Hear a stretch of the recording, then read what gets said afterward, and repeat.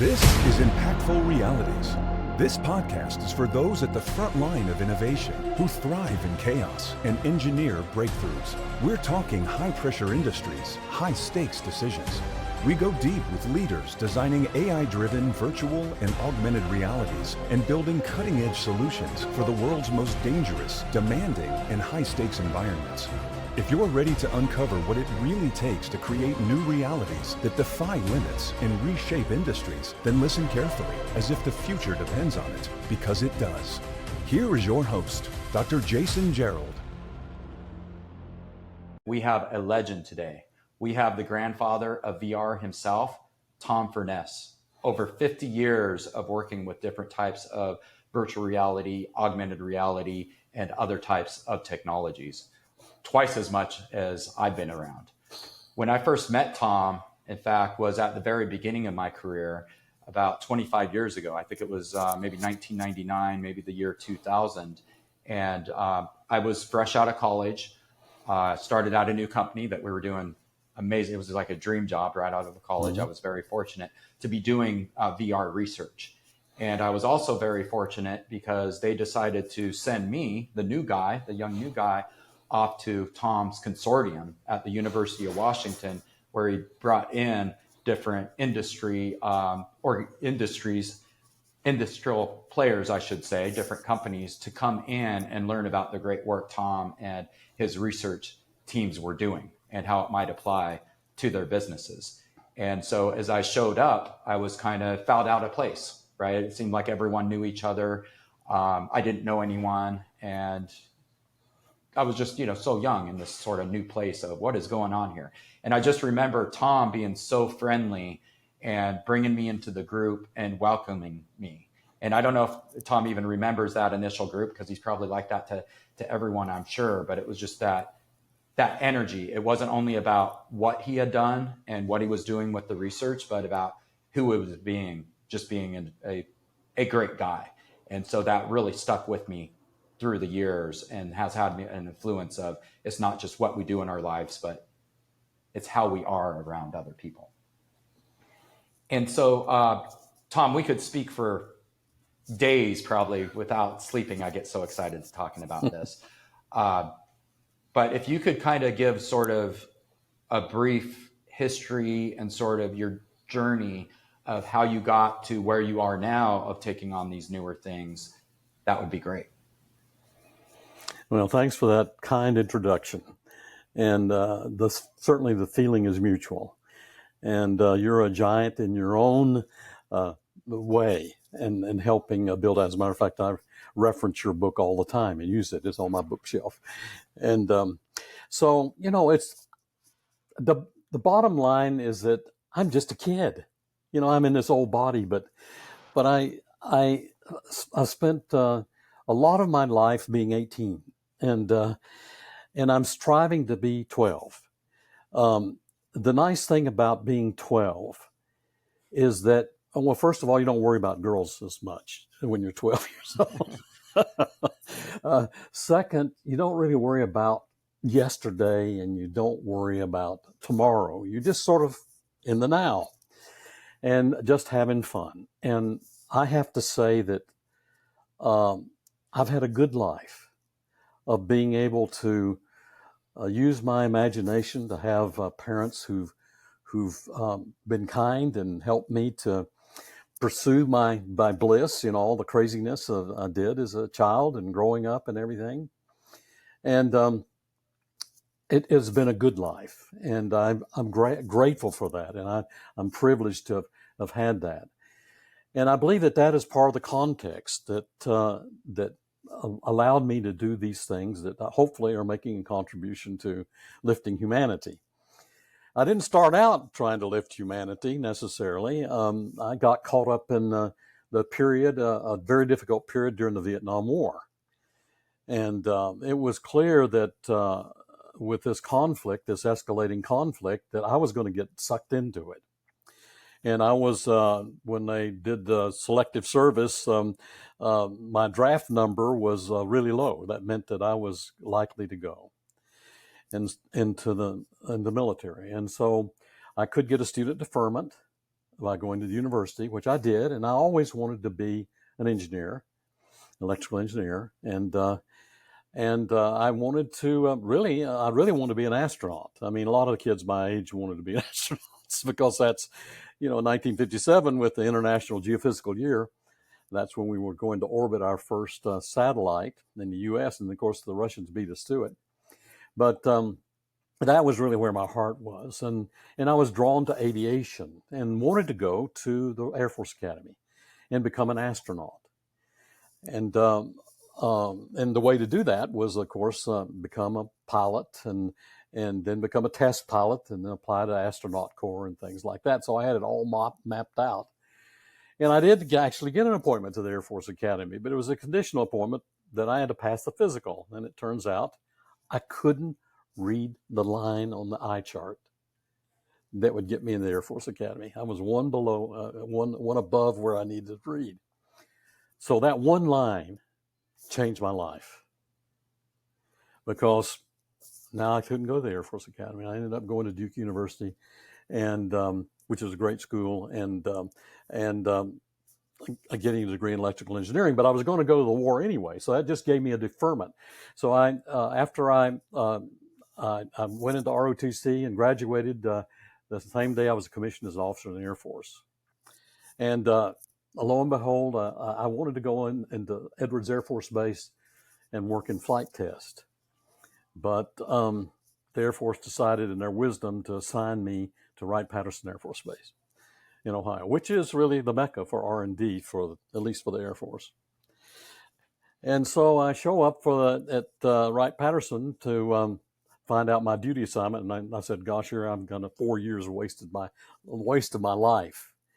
And but I had to do it. I was signed up to do that. And so I walked into the personnel office that first day and said, here I am. Here are my orders to report to Wright-Patterson. And what is my assignment? And the duty sergeant there was looking on the desk to look where my assignment was. He said, I can't find you on my list. And I said, oh, does that mean I can go home? And he said, no, you've got your orders. So he was looking on his desk, and he reached over across the desk, and there's this list of 12 lieutenants. He said, oh, here you are. You've been assigned to the LEAP program, LEAP, the Lieutenant's Education Application Program. I said, okay, what does that mean? He says, you can work anywhere you want to. I said, what? He says, go find a job here on the base.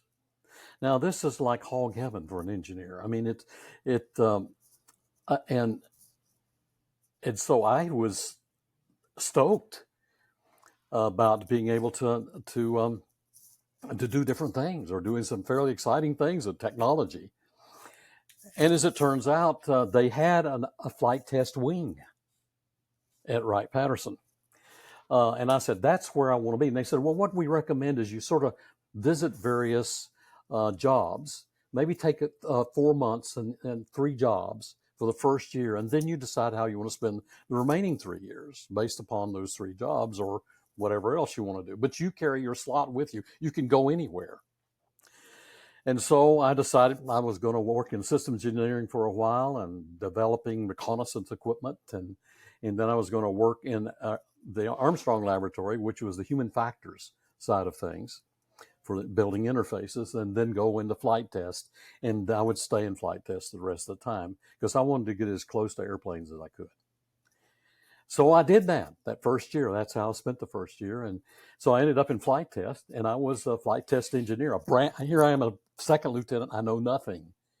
But I'm the test director for testing out an electronic intelligence pod that flies on an F-4 Phantom. And so I had to fly the mission. I had to fly in the back seat of these fighters. And I had to go through all the training for that, the altitude chamber and ejection seat training and all that kind of stuff. And here I was suited up in the fighters. And I never thought I would get a chance to do that. And it was a blast. It was like riding a skyrocket and flying, through the sound barrier and 500 feet on the ground, zooming around and testing this electronic intelligence equipment. But, something happened to me. I said, wow, this is thrilling, but you spend a lot of time on the ground waiting to fly, you know, and, and that isn't particularly exciting. And so you have these an hour or two of thrill, and then all the time on the ground. And oh, by the way, these cockpits are awful. I mean, I don't know who in the world organized these things, but they're just horrible. And here you're trying to make all these decisions, split second, and you're trying to decode all them what the instruments are saying, and you're being shot at the same time and pulling G's and all that. I said, we got to do something about these cockpits. So at the end of my that 4-month tour and flight test, I went back to the Armstrong Laboratory guys and said, hey, I want to work on these cockpits, you know, because they're really bad. And plus the fact we have some real problems right now of how we're going to see at night in these cockpits because they're so crammed full of instruments, we don't have enough room to put in displays. So my boss that I had before said, yeah, come on back and we'll get you your own test airplane and you can set up a laboratory and start working on this.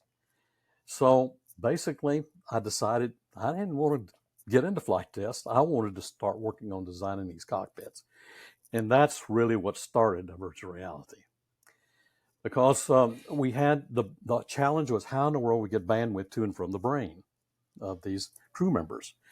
And the way it was being done now, at that time, was these highly coded instruments. It was just full, the cockpit was full of them. There were 300 switches, 75 displays, 11 switches on the control stick, and 9 switches on the throttle, and a master caution panel, and head-up displays, and all this kind of stuff that you're trying to make sense out of all of this. It takes a lot of time training to do that. And I said, surely we can do this differently. And especially when we had to aim the airplane in order to aim the systems on the airplane with the head-up display and things like that. And I'm saying, you know, you can see where you want to go. Why isn't that good enough? Rather than having to move this whole airplane over to do things. And you know, how in the world are you going to get a big television display in this cockpit to actually see the resolution elements from our forward-looking infrared sensors and things like that? So that's when I started thinking about a paradigm shift. What if we just didn't disturb the cockpit at all and made it virtual? And you know, I was into electro-optics and things like that. I love photons and so I started thinking about virtual images. Well, if you could actually create virtual images, which are, you know, created by real images, but they're located in place where those images don't occur, using lenses and mirrors and things like that. I started coming up with this idea, well, actually, we could put the display on the helmet. And the beauty of that is that we don't have to do anything about the instruments in the cockpit. And we can make that picture about as big as we want to. And oh, by the way, as you're moving your head around, if we tracked head position, then you actually could move the sensors as you're moving your head. So that way you'd sort of have a picture window looking out the cockpit. So I started with the funding I had. I started working on these technologies. Display was tough because how in the world are you going to get a miniature picture that has high resolution? And the only technology we had at the time was really cathode ray tubes. You know, where you're sending a beam, modulating a beam onto a phosphor and scanning it in a raster pattern or whatever color bracket pattern. And so how do you make a miniature television picture tube? And that was the big challenge. How in the world do you get it? And for it to be bright enough that you could actually project it into the eyes through optics, collimate it to optical infinity and things like that. So I spent a lot of time working on how do you get the image source? And we did. We developed new kinds of phosphors and new kinds of electron beam technology, electromagnetic deflection. There had been doing some electrostatic deflection, but you couldn't get the spot really bright enough that way. And it cost a lot of money to do that, a lot of taxpayers' money to get that. But we did it. But here you had on the side of your helmet this miniature cathode ray tube, about 4 inches long and about 1 inch in diameter, with 16,000 volts sitting there as an accelerator. So we then had to worry about what happens if you have to if you have to escape while you're on the ground. Sort of easier to escape when you're getting punched down in an ejection seat. But if you're on the ground, you have to have rapid egress. You pull that cable, disconnect. There's an inductive load on that, and it's going to be a spark, a big spark that happens. So then we had to spend a lot of time working on how in the world you come up with a sparkless disconnect for this. And then we're worried about, okay, what if you eject with this thing on and you have the wind blast hit you? And the wind blast is already, if you have a high Q ejection where you're actually flying near the Mach, that wind blast comes, it creates a 600-pound lift on your head, just the airfoil over the top of your helmet. Generally, it'll blow the helmet off, and in many cases, blow your head off. And that happened quite a few times with high-speed ejections. And so we were having to take all of these things into account. The weight, when you start pulling G's, if you put a 1 pound weight on the head, and you have 6 G's, that's going to be 6 pounds pulling on the head, and all these kind of things we had to take into account. And then the tracking. How do you do the head tracking under these cockpit environment conditions, and what kind of technology you use for that? And so anyhow, those were the early days, and I started working on this in 1966, 1967. On these technologies with this idea in mind that we're going to create a virtual image that allows us to move our head around, but the images could be stable in space. And so not only could we move sensors around, we could aim weapons with that, and we could actually replace the traditional cockpit with basically a head-up display that surrounds you, that you could see through. You see the outside world, and you have this panoramic scene. So so I did that. I was working all the bits and pieces of it, spending a lot of taxpayers' money, and finally we realized that as we were looking at the modern fighter aircraft that were on the books or being designed at the time, we needed to have what we call a super cockpit that provide a circumambience of not only information to your eyes, but to your ears, to your hands. And this became basically a cockpit that you wear. And you plug into the airplane electronics with all the 50 computers on board, and it basically creates a virtual world for you that is interactive and using a combination of speech, eye direction, hand gestures, all this kind of stuff in order to control this thing. And so I started working on simulating this super cockpit in 1977, 78. We built, that's when we started building the Darth Vader helmet, which was this bug-eyed helmet that was a simulation of this virtual cockpit. And we had a 120 degree instantaneous field of view by 80 degree stereographic. We used a new phosphor, a new display electronics. As a matter of fact, these display electronics had to be water cooled because we were writing in raster format, and then during the retrace blanking period, doing vector graphics. And so we were steering that beam around quite a bit to create the combination of two things. And so that was we put the pieces together and we added R2-D2. It was clear that we needed to have a way to electronically adapt that cockpit in real time based on what the pilot was doing. So we had a box, and conceptually we had this box in our super cockpit called the Pilot Intent Inference Engine. And what it would do is look at what's going on through all the sensors, who the bad guys out there, who's radiating you, what mode are your systems, what are your weapon stores, all these kinds of things, and basically reconfigured the world that you see based upon what the AI inferred you needed to do. Because there was so much information, you just had to crank it down so you could be able to get this bandwidth to the brain. So we were building these simulators, to test these super cockpit things. Meanwhile, there were various bits and pieces of the technology that were getting out into the flight test area and actually being used in some of the fighter aircraft. But we also, I was started in during that time actually doing some work for NASA, where we were actually helping with the new spacesuit concepts, and working with the Navy and their submarines, and with some of their fighter aircraft and sonar displays and all kinds of different vehicles, tanks. I was working with the Army on how do we build VR into tanks and things like that. So it turns out that this was sort of I became my office at Wright-Patterson Air Force Base became the center of excellence in VR technology and AR. By the way, all of this stuff was AR. Also, we didn't ever distinguish between AR and VR. We just changed the transmission of the visor. When you see through, you see the outside world and other information superimposed, or you close it down at night or whatever, it's VR.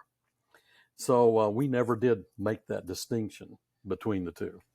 It was a continuum as far as we're concerned. I'm actually curious. You mentioned, virtual image and such, and my understanding, and with holograms and such, they talk about that. But were you actually calling them virtual images and such in the very beginning? We were, because we were using physics, optical physics, and creating virtual images. This is part of the optics. You're creating a virtual image by using combiners and projection, so that an image appears to be in space, but it isn't really there. It's located somewhere else, but it appears to be in three-dimensional space. Yeah, we were using ours. And really, we started calling our technology visual coupling aids, because nobody knew what virtual was. Yeah, so we call it visual coupling aids, and then that's right. And then we finally started saying, well, these are virtual cockpits, and then of course everybody started picking up on virtual. Even when you're looking at a computer screen, it was supposed to be virtual and things like that. But yeah. So and so what happened was we were doing all these flight tests. We were doing the ground tests. We were coming up with these different configurations for the cockpits, virtual cockpits. And I multiple times got thrown out of the office of the generals who I told them, they ought to do these virtual cockpit things. And they said, "Are you nuts?" That's the craziest idea I've ever heard, and the operational guys. But the test pilots said, "Whoa, this is cool stuff." And let me tell you, the day when we turned on the Darth Vader helmet for the first time. So we had, in the lab, we had something like 8 VAX computers. Well, I can't remember how many VAX. We had 8 VAX computers. We had 2 PDP-11s. We had 2 Evans and Sutherland picture systems, and one to draw the left eye, one to draw the right eye, and all the flight, basically the flight dynamics and the aircraft dynamics and the enemy dynamics and all this were built into this Darth Vader simulator. And so it was like a computer room with all these computers running it and to create this environment. And so here we had this Darth Vader helmet, which was about a 10-pound helmet, that went on your head with a negator spring assembly that sort of reduced the weight, especially the moment arm of the weight, because we had these Ferrand optical pancake window things that were sort of heavy, and all the CRTs and other things on the helmet. And so I went we were ready for the smoke test to try this thing out. I'm sure the guys had turned it on earlier and tried it out, but here I was in the cockpit. It was an F-15, a simulated cockpit, and lowered the helmet on my head, right? And then you switch on the display electronics. This picture shows up. It's like you're sitting on the front row in IMAX theater. This picture opens up, and again, part of it is in 3D. And you start looking around, and I almost crapped in my pants. It was it was just unbelievable, and it was interactive. And about that time, I said, "Oh my goodness, what have we invented?" Because it was like I wasn't looking at a picture anymore. I was in a place. The other smaller fields of view display we've been working on for years before that. It was like there was a display that moved around as you moved your head, but you didn't think about it as you're in a place. You were looking at a picture. It was superposed on the real world, things like that. But when this scene opens up, you become immersed. It clicks. It goes from about 60 to 90 degrees, it clicks. And now you're not looking at a picture anymore. You're in a place. There's a switching of context. That changes everything in the way you think about it. And so we just started playing around with that a little bit. What in the world does this mean?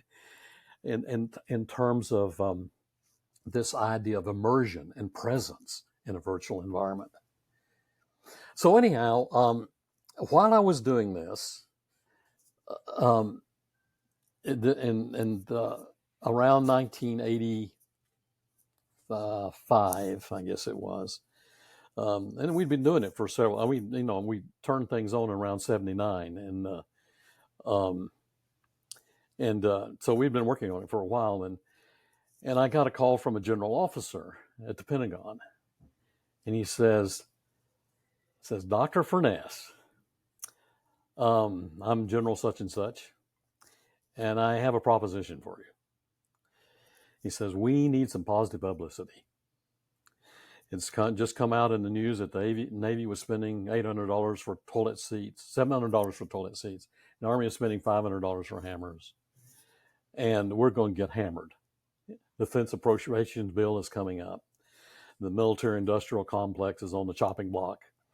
And, this is when we usually unveil something we've been doing, with a black program or something like that, and a black ship or black airplane, and we release that to the public, showing we're responsibly spending the taxpayers' money. But we don't have a black airplane sheer to do it. So, but we have you, and this virtual cockpit stuff that you're doing.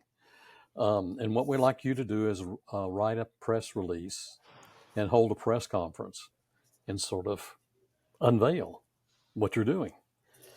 And I said, "Well, it's sort of classified, And he said, "Well, don't worry about that. We'll just declassify it in pieces of it and things like that." I said, "Okay." So I wrote a press release, and the first people showed up on my doorstep was the CBS Evening News, network television.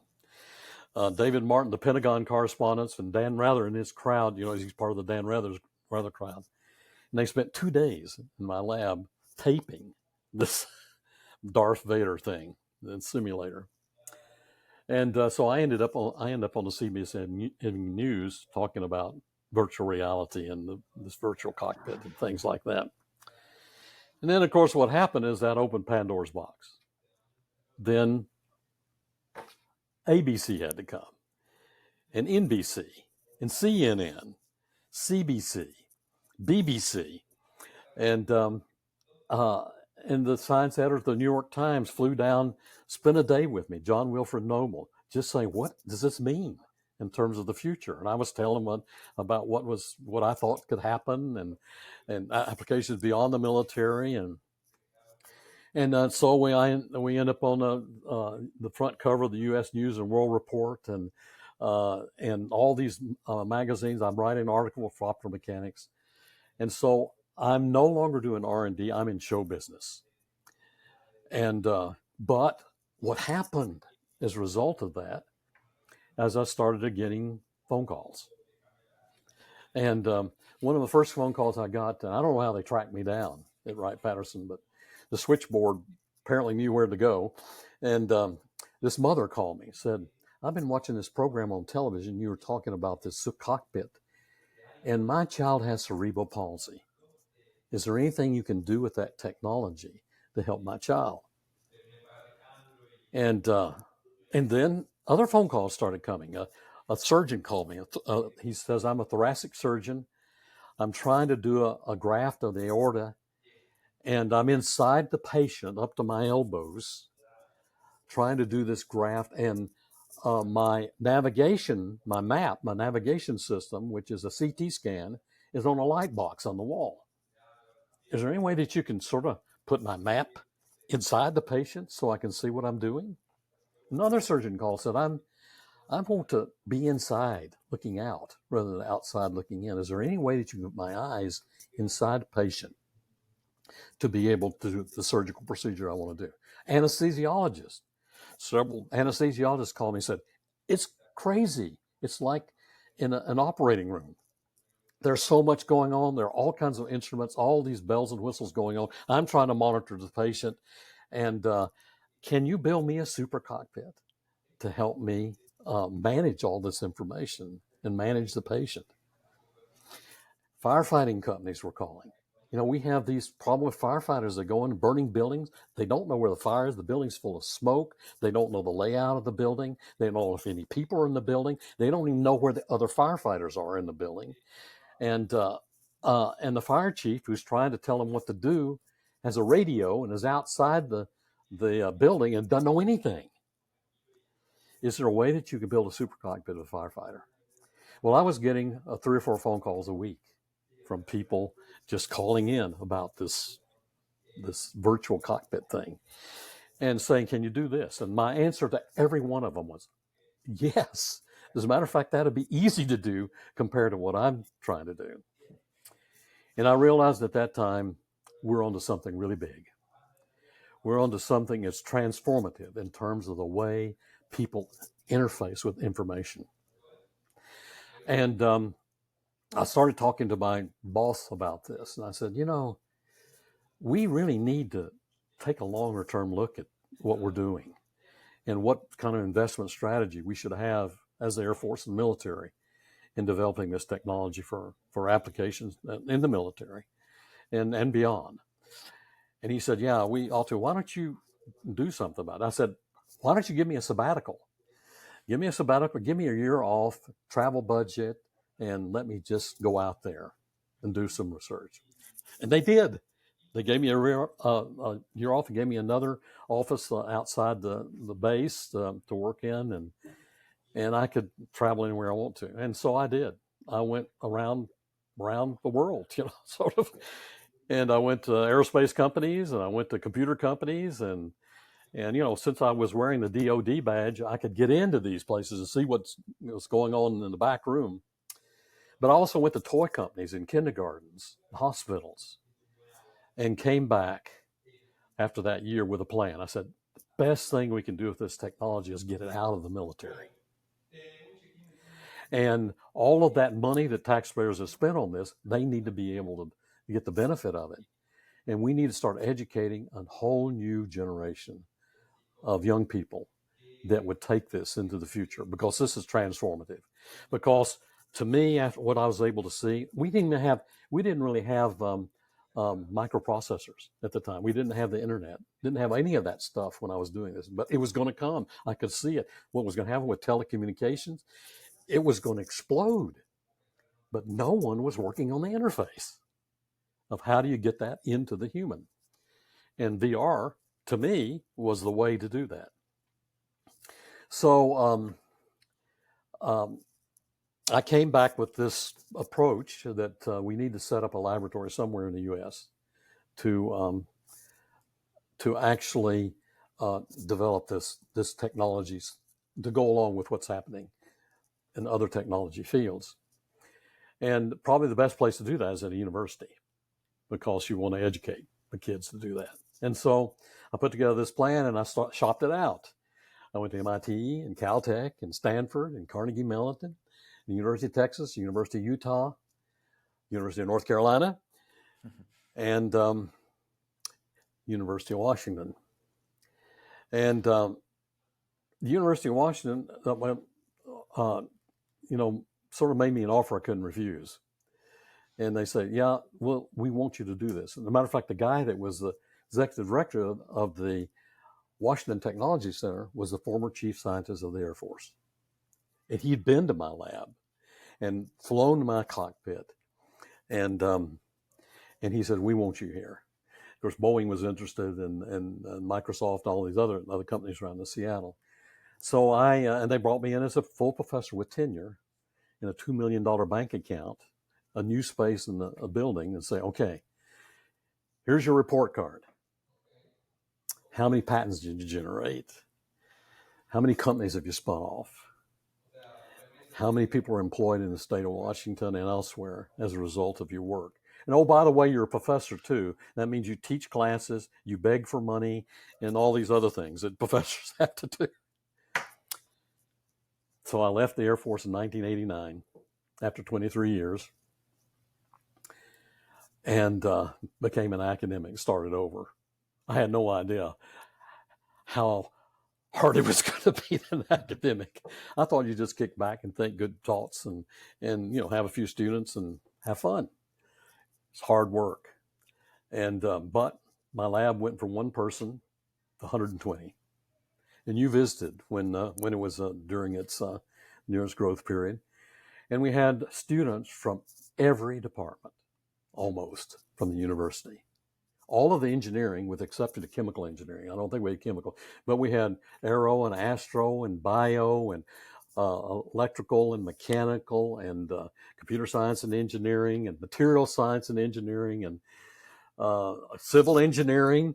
But we also had art, drama, and music, oceans and fisheries, medical school, dental school, nursing school, occupational health and therapy, geography, psychology, architecture, and so forth. I had a PhD drama student working in a lab. And I started a consortium of companies that would pay $50,000 a year or equivalent to be a member of this consortium. And that grew to about 50 companies. And so I had about $2.5 million every year that I could spend any way I wanted to. And so I'd take these students that came from all these different departments, and I'd put them in clusters of 4 in sort of a team. And each team had the maximum diversity I could get in there. For example, one team had a PhD psychology student, PhD electrical engineering student, oceans and fisheries, and drama. You say, what? These guys didn't even know how to talk to each other. They didn't have the same lexicon. But after a while, the ideas started generating. And that mixture, that transdisciplinary mixture, they were generating 3 or 4 patents a month. And then I had several clusters like that. And all I would do is say, hey, guys, what I want you to do is just explore that. Just go out there and look around and see what could be done. Rather than, I wasn't worried about satisfying any NSF requirements. We could just explore. And the companies, that's what the companies love. They said, we've never seen anything like this before. And the companies were diverse. You had Nike and Chevron and Boeing and all these guys around it. Broken Hill Proprietary, which at that time was the largest company in Australia, mining company. And they said, this is amazing of what could be done. So the kids were really what made it happen. Their ingenuity and imagination. So it's so interdisciplinary, and especially now it's easier. I kind of had the thoughts that it was all computer scientists back when I started, and because it was so hard to do all these, technical things, but eventually it would be interdisciplinary. It had to be. But you were doing that before anyone else was doing it. Every other lab was just a bunch of computer scientists. Yeah, well, the interesting thing about it is, Jason, is that I didn't recruit anybody. They just came. They just showed up. They heard about it. They say, wow, that's sort of interesting. And I said, sure. I mean, I had the money that I could, support them as grad students. And so they lived there, and they lived in the lab. They, and the departments loved it. They loved that. Of course, I was supporting their students. Even though they'd get a degree in drama, they were still working in my lab. And but so that was really part of the success story and why all those companies existed. We ended up spinning off 27 companies, um, and I was on the board of several of those companies, and several of them are still. I mean, two of them are traded on Nasdaq right now with a market capitalization of $15 billion plus dollars. And but there are others that are on their way, and they've been sold to other major corporations that that are using them for simulating surgical simulation and things like that. So it's that's sort of the story of where we got to, where it began and how it evolved. Well, I know you had told me one story once about the high school students, how it just had this impact that was just completely not expected Yeah. of, very, challenged youth. Yeah. And that story was so inspirational. Can you share that story? You bet. And so one of the first things that after the first year we were there, it was all in the newspaper that, I'd come from the Air Force and started this laboratory.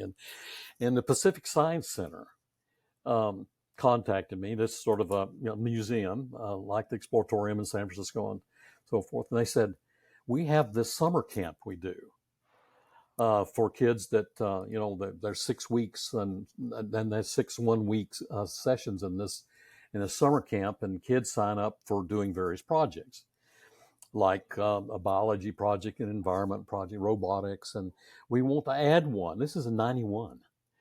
We want to add one in virtual reality. I'm thinking, what? I mean, here I have these, these guys are working on their PhDs and things like that. We're talking about kids in VR. And I thought, could kids really get into this?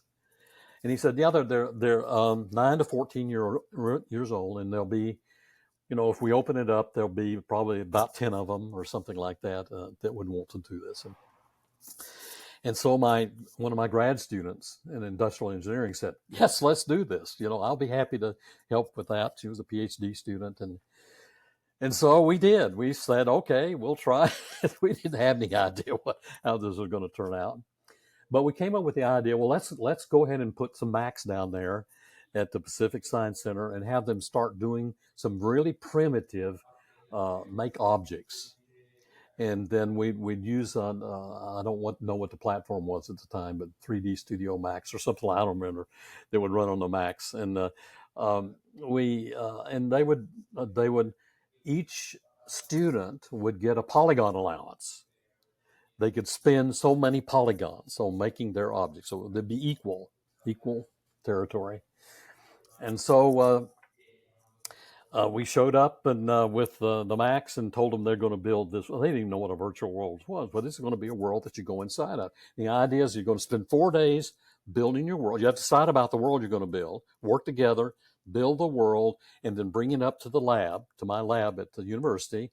And then we'll load it into our silicon graphics machine, and then you would put a headset on, you go into your world and spend the last day playing around in your world. And so we thought, oh gosh, are these kids going to get this? It took them 20 minutes. And they were ready to go, and it was so fun to see them talking to each other about what kind of world they're going to build. They could build a new world of their own. And it was funny, the interplay between the girls and the boys. Again, 9 to 14-year-olds. And the boys would say, yeah, let's go build this and then we'll go shoot it. And the girls say, really? So why would you have a chance to build a new world? Why in the world would you do that? And the boys would say, well, yeah, why would we want to do that? And every one of the worlds over those 6 weeks, no violence in any of them. They were whimsical. They were delightful. It amazed us. So they built the world. One of the worlds was called Spike World, for intense anxiety. All these sharp corners and things like that in the world, and then there was a hot tub with a robot that came and served you drinks in the hot tub, and then there was a shark swimming around in the hot tub that you tried to avoid and things like that. And then there was Mr. Mountain, and this mountain looked like Mickey Mouse. It had two boulders on the side, and then at the nose was a waterfall coming out of the nose. And the whole idea is you walk up and go in through the nose and inside the mountain, and there's a forest there. And there's a bear in the forest, and the bear is turned upside down and has an arrow in its foot. And you had to go take and pull the arrow out, and the bear would turn right side up and trundle off. They were doing this in 4 days, creating these worlds. And so we were blown away about these kids.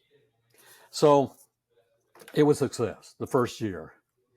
And then Pacific Science Center called us again the next year and said, would you do it again? And we said, the problem is these kids are the ones that are affluent. I mean, they come from homes that can afford to do this. And we're not really getting a very good mixture of kids. What we'll be willing to do this if we could come up with a way to have scholarship kids also, half and half, and put them together. They said, okay. And so we talked to the U.S. West Foundation at the time, and they came up with money for scholarships. So we had about each time, about 14 kids, 7 from the scholarship kids and 7 from the rich kids.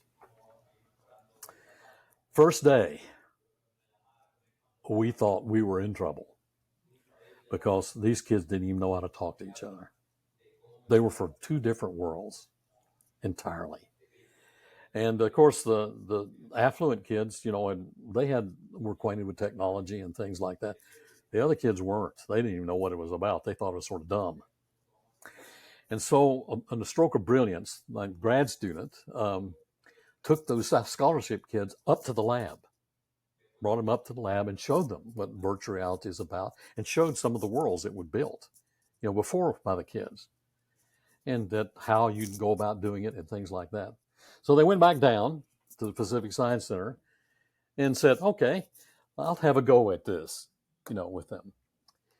And so what happened over this week, something happened with those 2 sets of kids. And on the last day, because they built a world together, and it was a level playing field because each of them had the same number of polygons they could spin, because we could only render so many polygons a second with the silicon graphics machines. And so they built a world together. And that final day, when they came up to the lab and were in their world, in the world visiting, when they left, they were arm in arm. They were buddies. And we never expected that. It wasn't intended to be a social experiment, but that's what it became. And we began to realize, oh my goodness, look what's happened here. We've brought these kids together. We didn't bring them together. They brought themselves together, but we provided a platform. Well, it was right after this, and I'm getting to the answer your question. I had to build this background a little bit. After that, we got approached by this group of people who are working for a family services center in West Seattle. And these people were really concerned about kids that were out on the street, that had been expelled from school for doing drugs or carrying weapons or whatever. And these kids didn't really have any parents to speak of. They were just out there causing trouble. And they were promiscuous. They were shooting up drugs, all this kind of stuff. And the Family Services Center wanted to provide a place for them to go during the day where they could learn and do things and do projects and things like that. But the kids weren't interested in doing that. You aren't going to get them to do that. So they came to us and said, gee, would you do something like you did with these Pacific Science Center kids? We said, what? I mean, these kids are hooligans and things like that, They said, yeah, well, we got to do something. And I said, well, what is your objective in this project, this program? Easy, they said. we want to keep them alive 1 year, one more year. If those kids are alive 1 more year from now, we've succeeded. Well, that's a measurable outcome, actually. And we said, well, what worries you the most? And he said, well, actually, it's drugs and HIV. These kids are shooting up drugs. They're going to get AIDS. And what can you do about that? And we started thinking about that. And, well, what we could do is we could build a simulation, a game, they'd player simulation or something like that, about how AIDS works and how the virus works and everything. And then as we thought about it, we said, no, let's not do that. Let's get them to do it. So I don't know how it happened, but we got these kids gathered and they came up to the lab. They scared the daylights out of me. I've never seen hardened kids like these were. I wouldn't want to be in a dark alley with them. And we said, okay, here's your job. You're going to be one of the pioneers in virtual reality. And explain that and show them what it was about. And what you're going to do is actually come up with a way to understand how AIDS works. And here's a library for you to go to study about AIDS. Here's some doctors you can talk to help you with that. And here's some people who have AIDS. And just go build a virtual world about it. We turned them loose. And in a few weeks, they came back. They built a game where each of the player in the game became a T4 cell. And then had to go into this maze. And run this maze to get to the other door on the other side of the maze. And there were all these things that would keep you from doing it. There were all these things that would draw your energy, because the AIDS virus would come in. HIV would come in and start robbing you of your energy. And the only way you could get through this maze was to go to these charging stations. And the charging stations, one of the charging stations was bleach to clean needles. There was another charging station that was clean needles. Then another charging station was condoms. And then another charging station was a zipped up pair of pants for abstinence. And so they did this. These were all their ideas. And they came up with this game. And they said, well, can we borrow some video cameras? What we would like to do is videotape our playing this game. Oh, we've written a rap song that goes along when we're playing the game. And we want to videotape this rap song, and we're playing the game, and everybody sees what's going on and so forth. So we did. We got them some cameras, and they made this video. And it was pretty good. And they said, can we take these videos and play them to schools? We thought, oh gosh, that'll never happen. But we went and told the school district what had happened, and they said, well, yeah, we'll let them go into some middle schools. We'll try it out. So these kids show up together with their video player, and they bring a headset along to show what was doing there. And these kids the kids in the class sort of sit up straight in their seats when these street smart kids come in, and then they start telling their story. And it was so compelling about what you have to do to avoid getting AIDS. And at the end of that year, all of those kids, all of them, were there every day. And they developed skills of how to build virtual worlds. And the city offered 2 of them jobs as AIDS counselors in the following year. And that, again, this was all a surprise to us, that what they needed was something they could create, something they could do, and with that, do good for someone else, because they've been so ostracized, downplayed, ne'er-do-wells, This gave them a chance to do something good. And so the implications of the technology, of using a technology like this for lifting humanity, is enormous. And that's what is the segue to the virtual world society. I'm so glad I asked you to tell that story. That is just amazing. I mean, yeah, you change these kids' lives, or they change their own lives, right? And also have that impact upon others. And I just, the book you recently suggested, Power versus Force, right? I like really get here that, you try to get force these kids to do their homework, and we, most of us have had kids. It's a battle, right?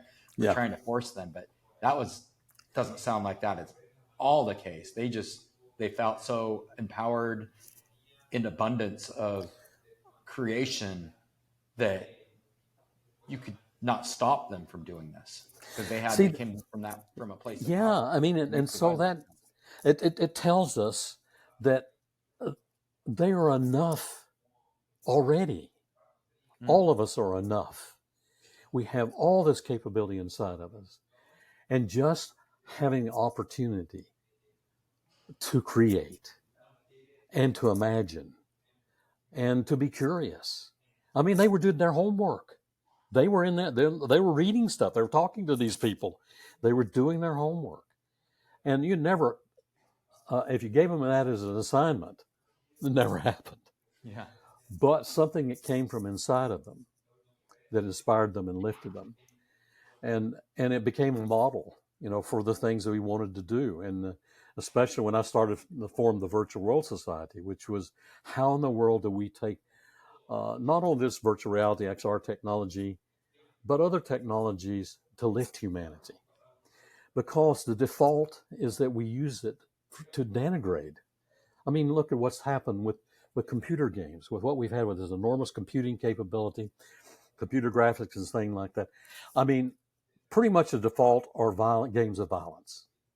And that's what you buy. You buy these games of violence, or Grand Theft Auto, and, and all the, and I mean, yeah, the graphics are good, the technology is good and all that. But what are we doing? We're practicing killing for entertainment.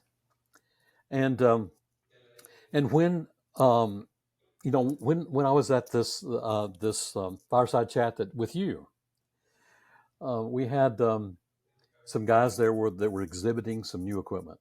I won't mention the names, but they after my fireside chat with you, they asked me if I'd come back to their spot with their little secret room where they're showing their new stuff. And they said, we'd like to get your opinion on the quality of what we're doing. And so I said, sure, I'd love to see it. And so they showed me their new headset. Pretty good. Well designed ergonomically. I mean, it was well balanced. The resolution was pretty good for the time, tracking, all this stuff.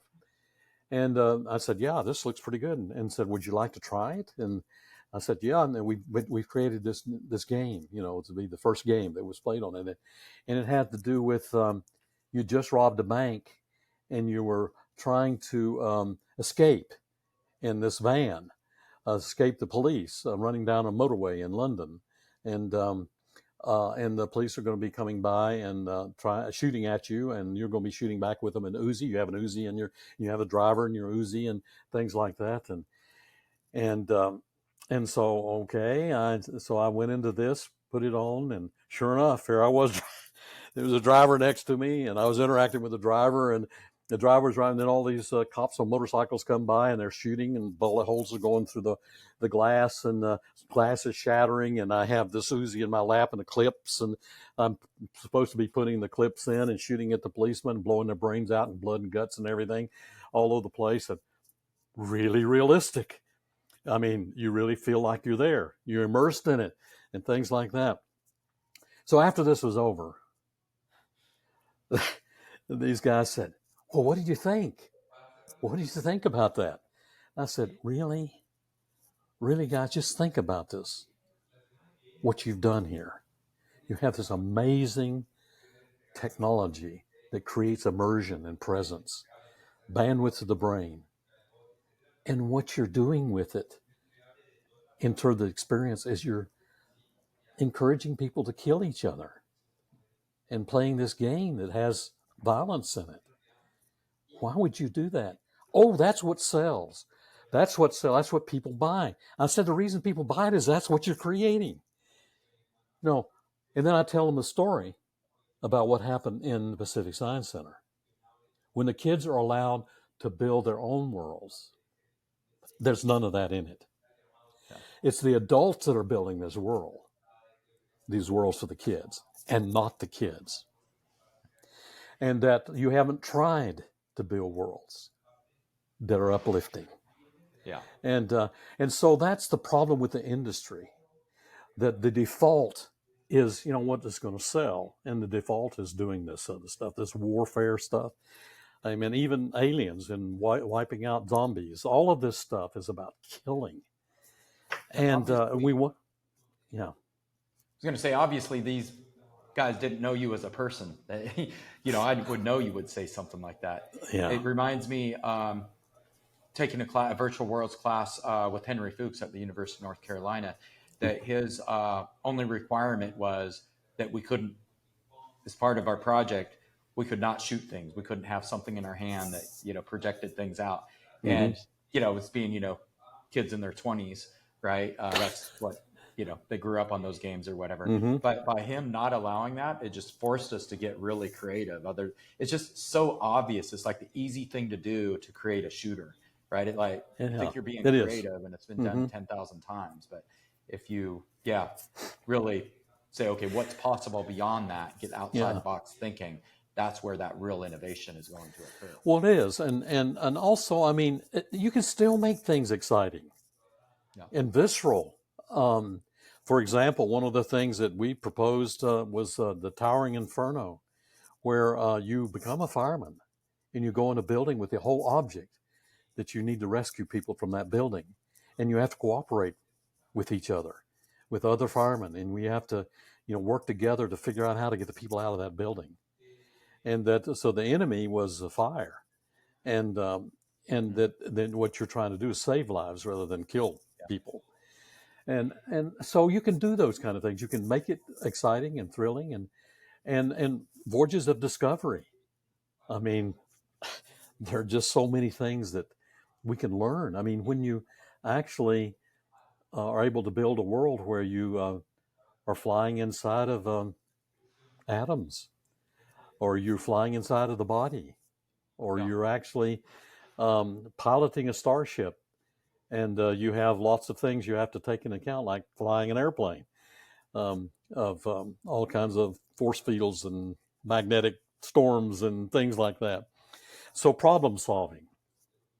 And I believe that that the industry, I mean, that again, the part of the reason for the Virtual World Society is to help industry to understand there is another default, the good side, and that we can lift people, and that be responsible and feeling good about what we're doing, rather than just something that makes money.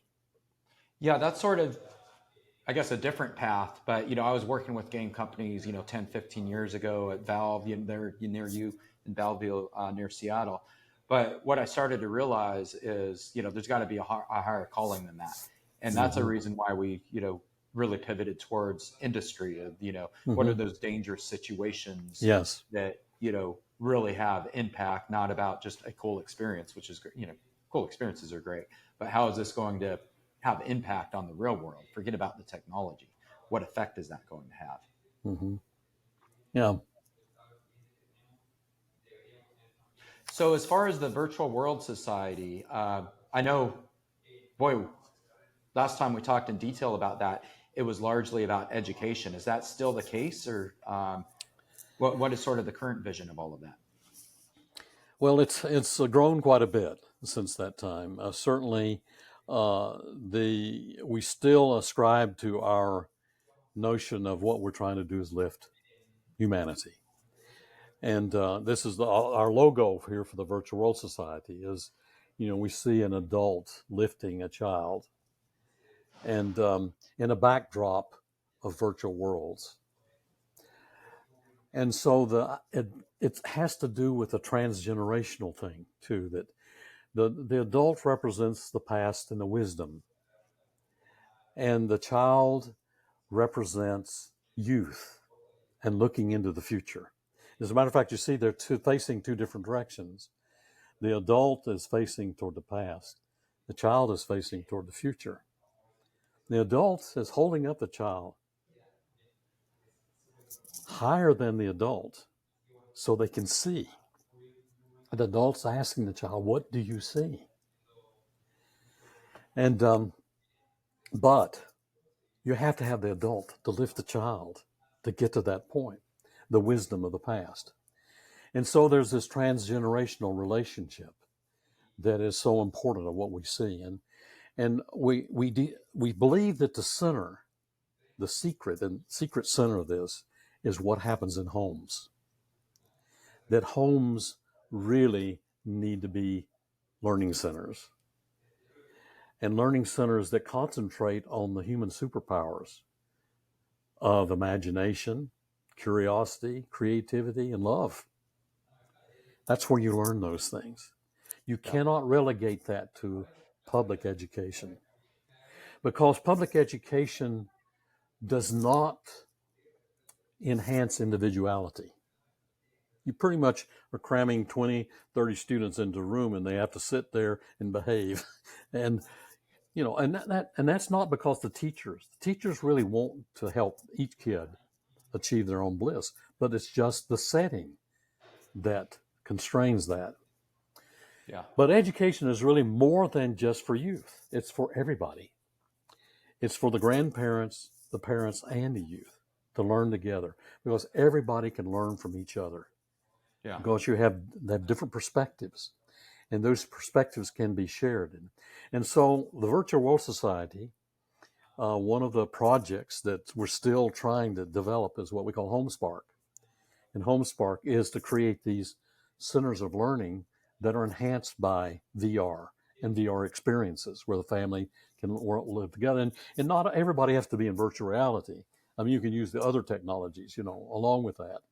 But the whole idea, again, the whole idea in all of this is to take the headset off. Because the most important moment is when you take it off. Yes, it's amazing when you put it on, but how are you changed when you take it off? And we will have succeeded with whatever it is we're doing with technology when you take the headset off and you're a better person and you care more and you help more. And that's why we elevate ourselves above the forest, above the trees, so we can see and know how to basically solve the problems we have today in the world. Yeah. Now, so one thing is, of course, focusing on home, but the Virtual World Society is sort of a lens. It's collecting light. There's all kinds of light out with individuals. We want to collect the light, and we want to basically mentor, how to use the light. And one of the other projects in the Virtual World Society is what we call the Futures Committee. And the Futures Committee is looking at future, the long future. What's going to happen 50 years from now, based upon what we do today, and then play that out. And the more we start looking at this and saying, well, we wanted to use, we obviously have to solve some problems if we're going to be here 50 years from now, some shorter term problems. And how do we do that? How do we look at these Sustainable Development Goals of the United Nations, all 17 of them, which, by the way, were caused by humans to begin with, because we didn't have enough foresight to see what the potential outcomes would be. So here we're now to We're trying to develop new technologies to solve the problems that technology in the past caused. But if we really were thinking properly, we would be able to see that could be a potential outcome. And so the idea is we still have to solve the short-term problems, but how can we solve the short-term problems with new models? And it's back to what Einstein said, that you can't solve the problems that we have today based upon the same models we used that caused these problems to begin with. We have to have some kind of paradigm shift. And that paradigm shift is to raise our altitude and raise our frequency, raise our perspective to a higher level where we see the bigger picture, satellite view of things. But we also have to apply that in the short term. And so in the futures work, we found that, yes, we can use what I call the FDF, the Furness Dynamic Framework. That's what I use to teach entrepreneurship to these students. Now there's 27 companies. I didn't plan to teach entrepreneurship, but after 27 companies said, you need to teach a course on entrepreneurship. So I built this dynamic framework that connected foundational science to societal drivers and how you build the links between the two, how you connect the dots, with the idea that really the best way to connect the dots is to jump in the middle and build a platform which asks the question, what if you could do this? And so then go ahead. Well, to continue on that same thread, that's, it's got me thinking of, that link between all the way from where you started, where you are now, the sort of, creating this vision. Is it created at the beginning, or is it created after you figure things out and you talk to people and all that? And I guess the answer is it's somewhere in the middle, right? Because you may have a grand vision, but you don't know those details. Yeah. But yeah, I'd like to get your thoughts of those sort of trade-offs or how those go together of, your vision, what you want to create, but then also what you learn as you go. So maybe it, modifies that vision. Yeah. Okay. That's good. That's a great question. Well, it's sort of like getting married. When you get married, it's sort of a magnificent hunch you have, right? You don't know how things are going to turn out. As a matter of fact, the day you get married, you're going to be different. And the person you marry is different, and then the day after that, you're different. So it's a moving target in a way, but you have to have a hunch to begin with, to get things started. And that's where we need to have dreamers, and that's where we need to have imagination, get started. Because, Gerda talks about this a lot, said, if you think you can do something, start it. Just get started. Because all of a sudden, wonderful things happen. The planets start getting aligned, and the universe wants to help you. And things start lining up. Now you may run up against a roadblock, a brick wall. That's okay. You learn what doesn't work. Edison has a lot to say about that. And that's still learning. As a matter of fact, you learn way more from your failures than you ever do from your successes. You know why you fail often, but you don't ever necessarily know why you succeed. One thing I say about that sometimes in my talks is it's not the failure itself, because we all fail, but it's reflection upon that failure. That's right. If you're failing blindly, it's painful and not useful. Yeah. So let's make it useful by actually thinking about what all that means.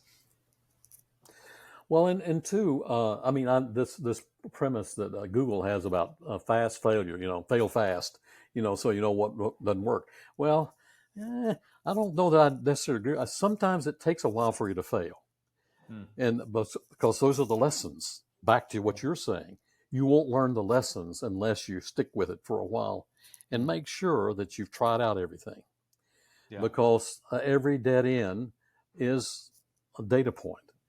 And so this back to this model that I use, this so-called FDF. You jump in the middle, and you jump in the middle, and you start asking questions. What if you could do this? And those what if questions come from actually looking at the whole picture. You start off with, what am I passionate about in terms of those societal drivers? Is it loneliness that's there? Is it climate change? What is it really that grabs me? So these are passion problems, and you do your homework to try to characterize them, put numbers on them, things like that. So you really understand, characterize that problem. And then, but in the other direction, what is out there to help solve the problems? And it may be technology, maybe technology and people and things like that, but there are foundational science. Foundational science can lead to enabling technologies, lasers, microprocessors, things like that. Yeah. So as a technologist, you also have your foot in that camp. Okay, I'm an electrical engineer. I know about computers and electro-optics and things like that, and so I have what I call my bots, bag of tricks, my tech bag of tricks that I know about, capability I have. So you have those two things. Then you're looking at the grand challenges that are out there in the world, these sustainable development goals, all this kind of stuff. And you put all of that into a cauldron and you let it boil and boil. Then something happens. What comes out of that are these, what if we could do this? If we did that, we could then connect the dots down the societal driver and say, wow, there is a pathway. There's a pull. There's a application pull for that. And then you look at the dots the other way. Yes, if they're the technology pathway, then we could prove that it works. Not only characterize the problem, but we could actually simulate or develop prototypes to see if it works.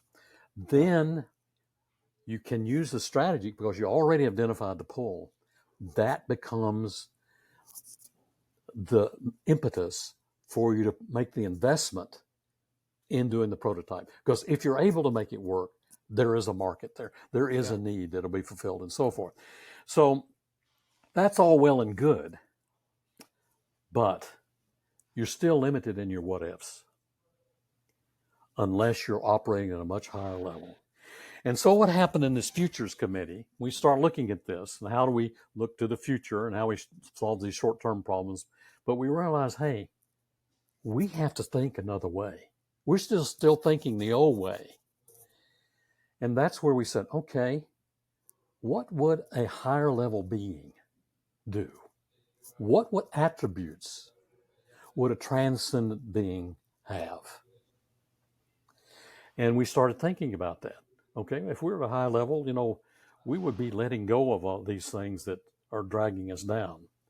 And we would be, going back to David Hawkins, we would be looking at what are the things that bring light into people? How do we use this caring, kindness? How do we use patience? How do we use our creativity? How do we think in higher dimensionality? How do we talk to trees? How do we realize that our bodies are incredible? That we are actually in a quantum field. That's what consciousness is this quantum field. And that we're inputting it. Everybody's inputting it. Every particle is inputting. Every cell in our body, all trillions of them, are antennas that receive and transmit the quantum field. And so we have our body, we have our mind, we have our spirit, our whole soul. How do we engage all of that? The problem is we aren't listening to our bodies. We're not listening to our senses. With all of these things are there, we already have this vehicle. Yeah. It's just like we have the airplane and we need to go to flight school to learn how the airplane works.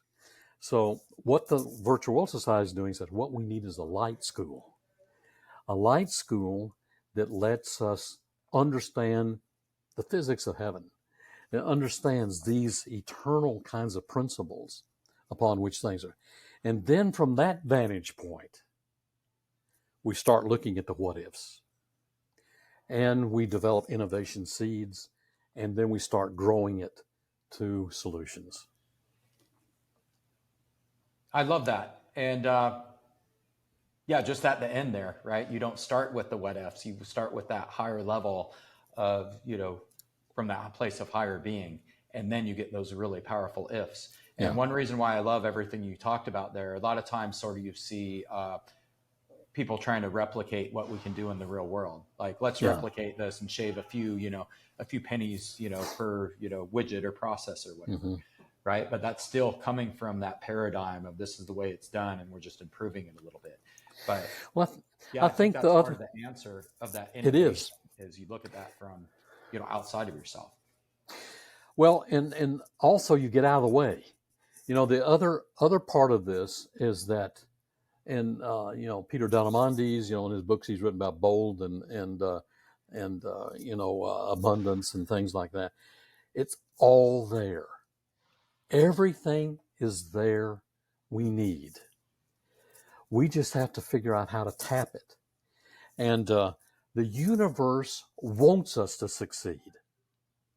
The universe is going to take initiative and help that grow, because it's saying, what do you want us to do? It's waiting there. Say, tell us what you want us to do. Yeah. And we need to do that. We need to tell it what we want to do, and then get out of the way, because that's the way abundance happens. That's where the resources come from.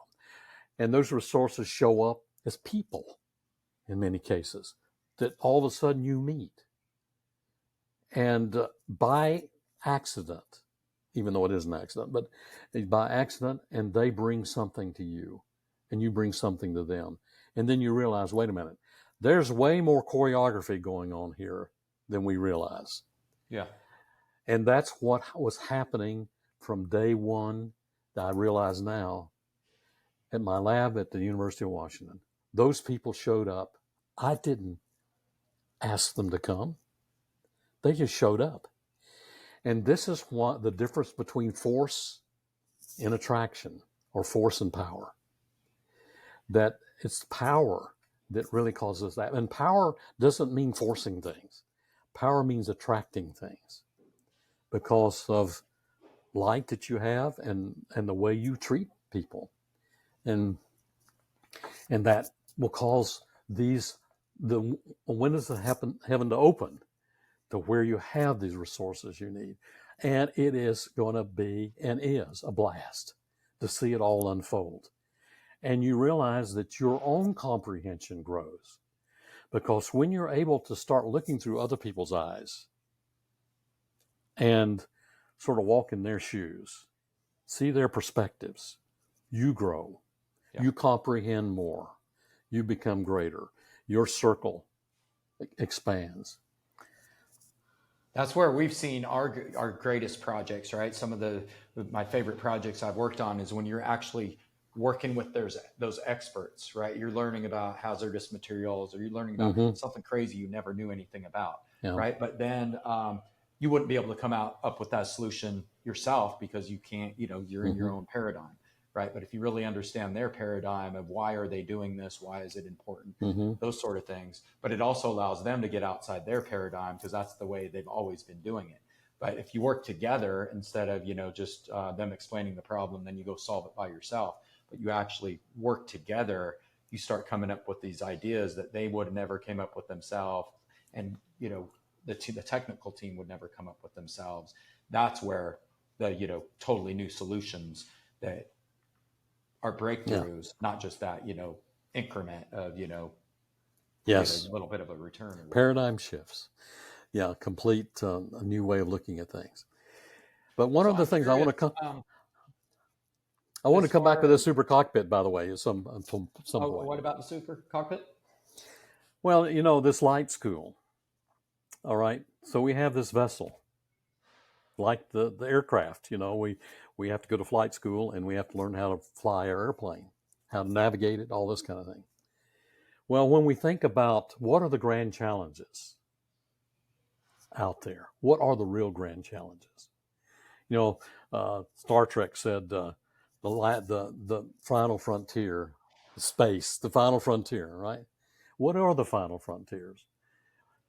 And one of the things we've been doing in this Futures Committee is looking, what are the frontiers? And we realize there really is only one: us. We are the final frontier. Yeah. We are the vessel. We've got to learn how to use our vessel to navigate in this infinite, whatever it is, How conscious ironic space. is that yeah, the final frontier has been since the beginning of time. That's right, beginning of time. And so this light school is to help us learn how to fly this vehicle, this vessel, how to manage it. And what we need is, along with the instruction about these different qualities of transcendence, is we need a simulator. A simulator that lets us try out things and go on these adventures where we learn. That's the super cockpit for the soul. Mm. The super cockpit of the soul is a combination of instruments that lets us look inside us, to learn how we're communicating inside, to let us look outside us, and to help us to learn how to reach up for inspiration, reach down to lift others, reach across the people that we're working with, our colleagues, and reach fore and aft in time, into the ancients, into the future, because all of it is already there in the quantum space. Yeah. So, super I'm cockpit for the curious, soul. So I love talking philosophy, and I also like applying that philosophy. Mm-hmm. And so I'm curious what your thoughts are. Say there's skeptics, right? That think, everyone thinks differently, right? Oh, And yeah. so as far as, XR type of technology being an objective measure for the, maybe more controversial things, right? That maybe less biases because you control, more of the confounding factors and such.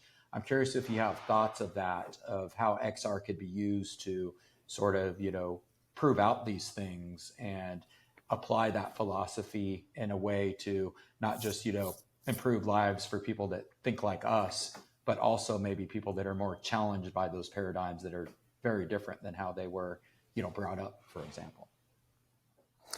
Well, again, this goes back to the Home Spark kind of project, where you start at the beginning with families. Yes, there are going to be skeptics. There are skeptics. I mean, my wife even is a skeptic. She says you're all woo-woo, and I'm saying, well, that's where the excitement is going to be, But I think that we have to give examples. They have to show that there really is something there. And so let me tell you another little anecdote of what happened along the journey that is part of this. So, and one of the along the way with the Virtual World Society, one of the executive directors a few years ago was the name of Daniel DeBosky Bryant, and Daniel's a really good close friend, now deceased, but just a wonderful person. And Daniel and I, he was the executive director. I was the founder and chairman of the board, Virtual World Society at the time. And Daniel and I would spend a lot of time on Zoom. He's in Wales, lives in Wales, and here I was in Seattle, and we spent a lot of time trying to do time zone stuff and communicating this way via Zoom. And we decided one day, we were talking about this, said, why are we doing this? I mean, why are we using Zoom and all this kind of stuff? And we're supposed to be practitioners and VR and all this kind of stuff. And we decided we really need to play more in VR. And so we decided to have a weekly play date where we'd spend an hour and a half and just go play. And again, we had to work out the time zones, but we went together and played golf and tennis and ping pong and gorilla leap and beat saber and all these kinds of things, just having a blast, having a good time. even though we're far apart from each other, we felt like we were so together. And so one day we decided we were looking for the next thing to do, and Google had just released for open source Tilt Brush. And Tilt Brush, as you know, is an authoring tool for drawing. And you go into this space and you can draw all kinds of amazing things in 3D. And then the next day, Multibrush was introduced. And the Multibrush was Tilt Brush, only you could have 6 people in at one time. So Daniel and I, this was right when it was first released. Daniel and I said, let's go play with that. Let's go, create, And so we went into Multibrush. And what in Multibrush, you see at that time you saw a crude avatar of yourself, of your head and your hands. And so we were running around in this space and drawing. I would draw stuff, and he would draw stuff on top of mine. I'd erase some of his, and we were just running around this room, doing this stuff. And again, remember, he's thousands of miles away from me, and yet we're doing this joint creation thing. So at one point, Daniel was standing about arm's length away from me, and I looked at him, and I said, I went and selected my plasma tool. And it's a sparkling beam, the directional beam. I selected that, and I went to my color palette and made it fire engine red, a sparkling red beam. And I started my chest and drew it to his chest. And so he looked down, and he saw that, and he selected the plasma tool and made it electric blue. And then he took basically my beam, and he drew a helix around it. It came back to me. All of a sudden, I felt this heat in my chest. And it just sort of took my breath away, like a hot iron was on my chest. And I said, Daniel, do you feel anything? He said, I feel like there's this hot iron on my chest. And I said, what is that? I mean, where did that come from? These are bits. This is all virtual. These are bits. They don't exist. And, but we're feeling something. What is it? And we started trying this out with other people. Same thing happened with everyone. What in the world is that? And that's when we realized, actually, there is something there. We just can't see it. There is a connection, some kind of connection between the two of us at that time, or the other people there. And being able to see it in VR lets us develop it and train ourselves on how to use that connection. I'm going to fast forward a couple of years. We're now using that to treat cancer patients who have stage 4 cancer. And so this is an example of how we can use this XR technology to really educate things that we can't see, but that are really there. They can transform medicine, transform lots of things. And those are the kinds of things there's kind of research we need to be doing about that. And again, that's one of the things that I'm working with in the Futures Committee as one of the things we use in our light school to realize that we really are connected. And how do we use that? Not only to lift others, but to lift ourselves and listen to what's going on around us. That's crazy and amazing. And mysterious, maybe, is what makes it so interesting. Is that something that's public now? I would love to go, or maybe some of our readers would want to go. Is any of that out there yet? We are working on it. We are getting ready to release some things. We're still trying to actually do some clinical work with it. And how do we measure the outcomes? We are instrumenting each of us that are in the beaming circle. And we'll have people from around the world that actually are beaming to each other in this way. Then we've optimized it the way we do that. And so we are actually looking for quantum effects of our connection, synchrony of physiological functions when we are indeed connected this way together. And so this is woo-woo stuff, but there's something to it, and that's where we're going. That's the journey into the unknown right now. I don't know where this is going to lead, but we know there's some substance there, and there's an effect. Matter of fact, one of the guys that we were beaming to had stage 4 cancer. He was given some months to live, and he was actually one of my former students at my lab at the University of Washington. And now 18 months later, he qualified for having surgery that removed his esophagus, and actually pulled his stomach up and sutured it to his throat. Now he has no stomach, but it goes straight to his small intestine. 17-hour surgery. But 2 weeks after the surgery, he was out taking walks. And now he's taking hikes and going on 7-week trips around the world, and no cancer. Now, did we heal that person? I don't think so. I think he healed himself. But he healed himself because he knew we cared. And he knew that he had a community, he was not by himself. So I think part of all of this is awakening inside of us things that are already there, but we just don't know how to use it. And probably most of the disease we see out there, aside from broken bones and things like that, is because of disharmony with inside of our body that comes from stress and things like that. The cells lose their ability to communicate with each other, and somehow can we restore that harmony so that people can not only get better but live longer and not grow gray like me and lose my hair. Yeah, as crazy as that sounds, that makes sense to me, right? That higher level of energy and the power of belief, right? And I like to talk about stress and all that. My understanding is stress is one of the biggest, if not biggest, factor of cancer and different diseases. Yeah.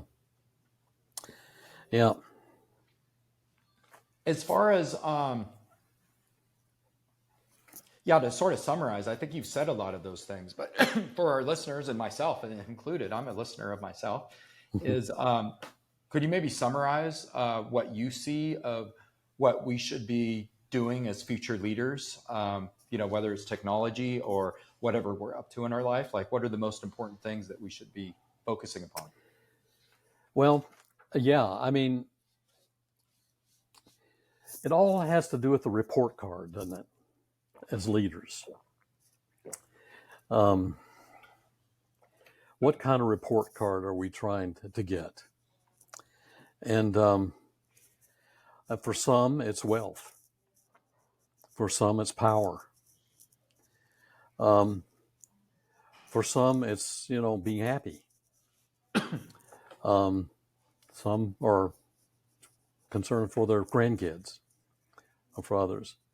So there's always, some motivation behind what you're leading, but leading really in itself needs to be shepherding rather than sheepherding, and this goes back to force versus attraction, or force versus power. That a sheep herder goes before the sheep and knows their names and leads that way. Whereas a sheep herder is behind the sheep, driving them in a particular direction.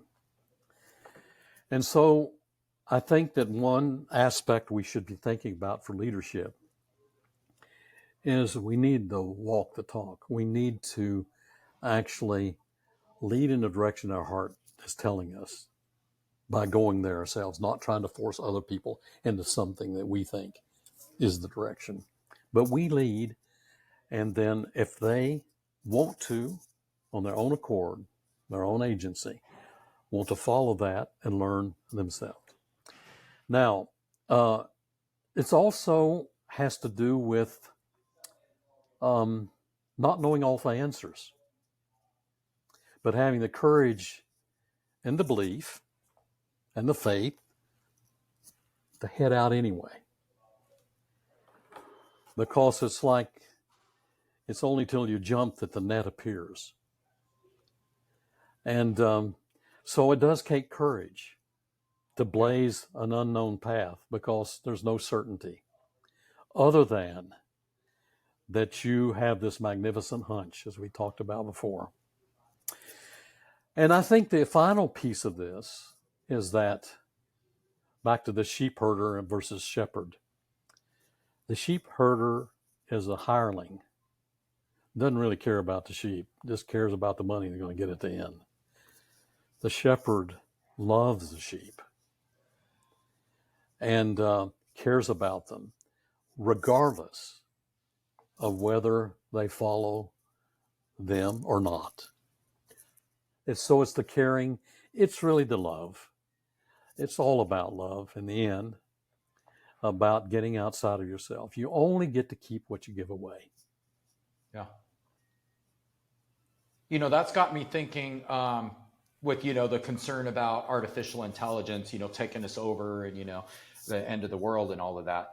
But the way I think about that is AI gets its data from where? It gets that data from us. It gets it from society, right? And so if AI is evil, what does that say about ourselves? Yeah, right? That's right. And so it's a reflection of us. If we're just into AI to make a quick buck, right? Mm-hmm. And that's nothing wrong with making money, but if that's your only sole purpose, right, you are following that instead of leading the AI and directing that AI. You're letting it direct you. And that's what's going to result in disaster, right? But if we focus on changing society for the better, then AI will be following us as, humanity for the better. Well, AI is just like the universe in a way. The universe is just saying, what do you want us to do? And AI is the same thing. You just tell me what you want us to do. And I have a lot of data that I can draw from and things like that, but you're the one that's going to be steering this around. I love AI. I started playing with AI a long time ago, and you could see the benefit of it. And the more that we play with AI and AI gets to know us, the more AI reminds us of ourselves and the principles that we followed. And as a matter of fact, I love it because now that I use it, it's beginning to say, you remember you sort of was going down this rabbit hole before, and what did you learn from that? And it reminded me that I said, oh gosh, yeah, it helped me connect some dots that I didn't realize that I would connect. So to me, we got to give it a chance. And we have to also realize that the way it learns, just like you're saying, what is it going to be using? The more and more it gets to know us, the more it's going to be able to help us, I think. Yeah. And now, and as far as education is concerned, of course, the scholarship and the educational institutions are panicking over this whole thing. And I think it's the biggest boon to education that we can imagine. Because, let me give you an example. So about a year ago, I was attending an unconference. Sort of one of those things you go to and there's not really a lot of structure and things like that. But I was sort of walking people through a park and sort of talking about this futures work I was doing. And anyhow, after that, I went to this is Educators in VR thing, and on the Engage platform. And I went to this place where was an AI world. And so you went through the portal, and you've probably seen this yourself, where you go in and you can talk to these historical figures, to William Shakespeare and Julius Caesar and Ben Franklin and Nikola Tesla and Rosa Parks, all these folks, And So I went in, I was talking to Benjamin Franklin, among the others. He was there, standing in front of me, and sort of like the pictures I'd seen him for. And he was in the Continental Congress, and he said, "Oh yeah, there's Thomas Jefferson and over there, and then we've been working on the Declaration of Independence." And so I asked him, what was your childhood like? He says, I was one of 15 kids, and we were poor, but we helped each other, and that's the reason I could write Poor Richard's Almanac, because I was poor. And I said, well, how do you get interested in science? And, he talked about his childhood and about electricity and all that. And I said, well, what was it like working on writing the Declaration of Independence? And he said, a really heady experience, with all these guys. And we had different opinions and perspectives. We didn't want to do it this way. And, in the Continental Congress and things I ain't even thought about, that they had to take into account when doing it. And I said, well, word's out now that you were quite a ladies' man, that when you were in Paris, as an ambassador for the U.S., and you sort of got around pretty well with the ladies in Paris. And he said, oh, wait a minute. He said, I want you to know that I was an ambassador for the United States, and I was there to raise resources for our war. And that, yes, I was popular with Parisian ladies, but I was doing the work for my country. And he was a little indignant about that when he was answering the question. I thought, oh my goodness. There in 10 minutes, I learned more about Ben Franklin than I ever knew in all my life. And I told my wife about it. I said, I just talked to Ben Franklin and talked to William Shakespeare and Albert Einstein, all these guys. And she said, why are you doing that? That's all made up stuff. And it's just, you don't believe it. It's just made up. I said, wait a minute. Think about this. If I read a biography of Benjamin Franklin, I would have one person's perspective of this guy. The Ben Franklin I talked to had the whole knowledge base about him, all of the biographies. And I was able to direct the inquiry. I was not led down by a biographer. I was the biographer. And so, the power of this is that what a great way to learn. What a great way to learn about these historical figures. And AI is just helping to take all the data there and configure it based upon the inquiries that you're making. And I go back and talk to him every once in a while, and I find out something new. And I remember it. I won't remember the book, but I remember standing with Ben Franklin. He's a spatial model. I was in a room. I was present with Ben Franklin. That sounds amazing. That's got me thinking, right? Sort of people think of, AI automation, right? To make things easier and more efficient and all that.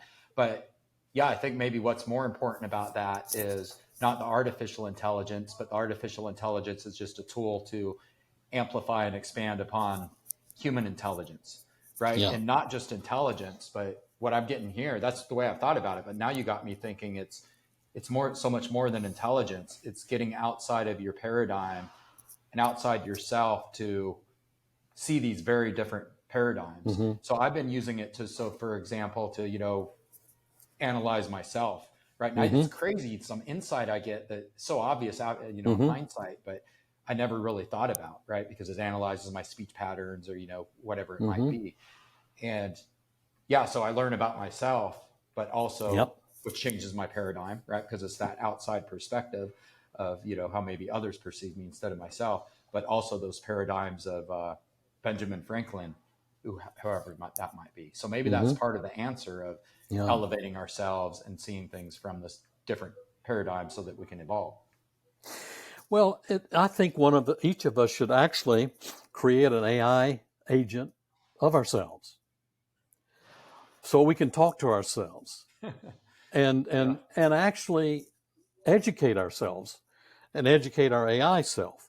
Because I mean, you go back and you talk to ChatGPT and say, "Tell me all you know about Tom Furness." You know, it's about 70% accurate. And then I go back and I say, "Wait a minute, that's not quite right." This is what happened. They said, "Oh, I'm sorry," and I'll update that. And so, but having done that, you now have something like a big Tom and a little Tom. Because the big Tom, if we want to call that big Tom the AI agent, and the little Tom the person that's in the now, the big Tom can say, "Wait a minute, you remember this? You remember you told me this sometime back. You wrote this paper. You did this research. And are you really sure about that that's the answer you want to give?" So in a way, it is expanding. It is a tool for expanding our knowledge and actually help us, I think, with mental decline, with dementia and things like that. That can be a tool to help, and even help the grandchildren remember their grandfather, because then the agent continues to exist when the grandfather's gone. Yeah, dealing with grief. Yeah, yeah. And the grandfather say, "Okay, it's going to be okay. Everything's going to work out fine," And Yeah. no. I'm curious, this Benjamin and other historical figures, is that something that's, is that an experience I'm not aware of that's publicly available? Or It is. You go to Engage platform, you go on Engage, and then you go into the, what is it called? I think it's the creativity world or something like that. And I think it's pretty much open. There's actually a module for classrooms where you get access to all of these agents. And it's the response times are pretty good, but that does require a little bit of thinking, on the part of the agent to come back with. But it's pretty cool. Yeah, the great thing about AI is only getting better. So even if it's not quite there yet, man, in the year. Yeah, and we're building our own AI here in my lab. We're building our own LLM and everything, so that we can sort of contain our own agent and evolve it the way we want to, with the research that we're doing for the futures and all this kind of thing. And okay, we'll definitely be checking that out, and we'll include a note in the show notes so others can see that as well. With that being said, we've been here a long time. This has been amazing. As far as wrapping up, maybe summarizing, I think, for our audience, what are some of the biggest lessons that you have for next stages of having that positive impact on the world using these technologies?